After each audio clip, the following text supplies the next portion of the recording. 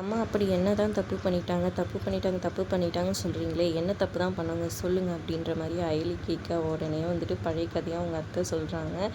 என்ன பண்ணாலா, என் பொண்ணு பிறந்து 4 நாள் தாண்டி ஆச்சு. அவன் மேலே அவ்வளோ இதுவாக இருந்தேன், நான் அவ்வளோ இதுவாக இது பண்ணியிருந்தேன், உன் மேலேயும் நல்லா பாசமாக இருந்தேன் அப்படின்னு சொல்லிட்டு பழைய கதையெல்லாம் காமிக்கிறாங்க. அதில் வந்துட்டு குழந்தை பிறந்திருக்கு அவங்க அத்தை செல்லம்மாவுக்கு.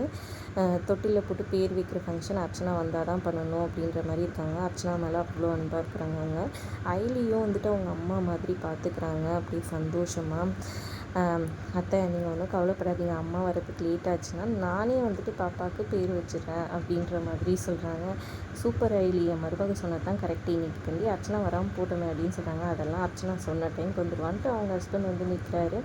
அவங்க தங்கச்சி பொண்ணு நான் மட்டும் வந்துடுவீங்களே அப்படின்னு சொல்லாமல் பேசிகிட்டு இருக்காங்க. அப்புறம் கரெக்டாக அர்ச்சனாவும் வந்துடுறாங்க. டியூட்டிலேருந்து வந்தவொடனே வந்துட்டு இது பண்ணிவிட்டு இதே ட்ரெஸ்ஸோட பேர் வைங்கம்மா, எனக்கு இந்த ட்ரெஸ் தான் பிடிக்கும் அப்படின்ற மாதிரி அயலி சொல்ல, சரி ஓகேம்மான்னு சொல்லிடுறாங்க. அவங்க அண்ணனும் அதிலே வெய்யின்னு சொல்ல சரின்னு சொல்லிட்டு போயிட்டு பேரும் வைக்கிறாங்க. அப்படியே சந்தோஷமாக எல்லாருமே பேரெல்லாம் சொல்லி சந்தோஷப்பட்டுருக்காங்க.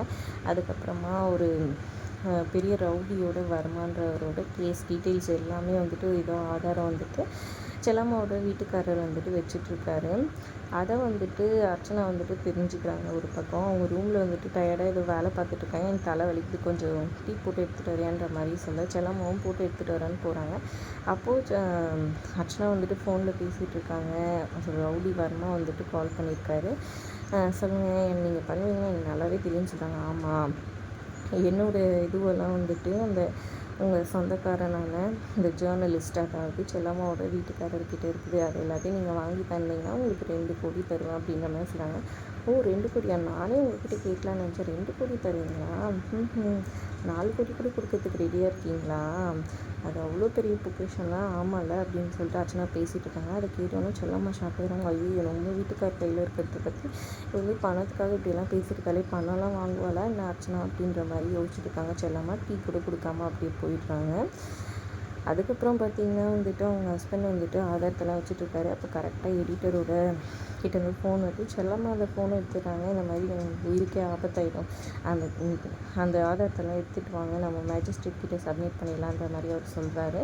இது மட்டும் தான் உங்களுக்கு கேட்குது, போலீஸ் வந்துட்டு உண்மையெல்லாம் தெரிஞ்சிச்சு, போலீஸ்க்கு வந்துட்டு எந்த நேரம் என்ன இது பண்ணலாம், நீங்கள் உடனே எடுத்துகிட்டு வாங்கன்னு சொல்கிறாங்க. இதை கேட்டவொடனே செல்லம்மா ஷாக் ஆகிட்டு அவங்க ஹஸ்பண்ட் கிட்டே இந்த மாதிரி விஷயம்னு சொல்கிறாங்க.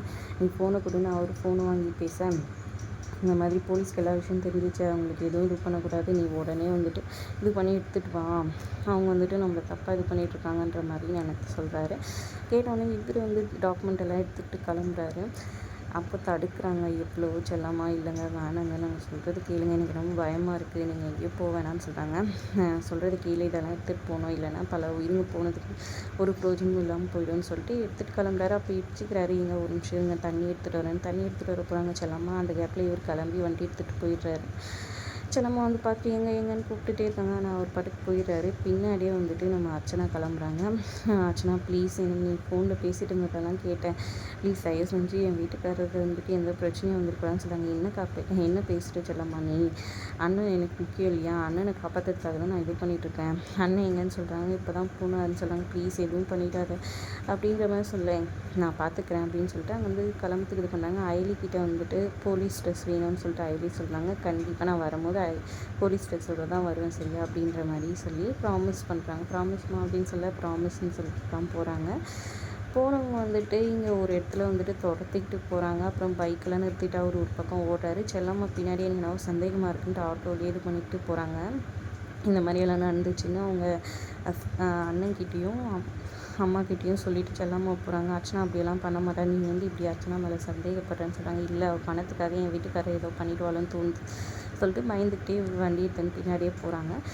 போனால் இவங்க துரத்திட்டு போகிறத பார்க்குறாங்க. ஒரு இடத்துல வந்துட்டு அர்ச்சனா இப்படி ஷூட் பண்ணுற மாதிரி வராங்க. அவங்க ஹஸ்பண்ட் வந்துட்டு குண்டு தொலைஞ்சு அப்படி கீழே விழுறாரு. இவங்க மயக்கம் போட்டு அங்கேயே கீழே விழுந்துடுறாங்க. கொஞ்சம் நேரம் பற்றி எழுந்து பார்க்குறாங்க. அவங்க ஹஸ்பண்ட் துடிச்சிட்ருக்காரு.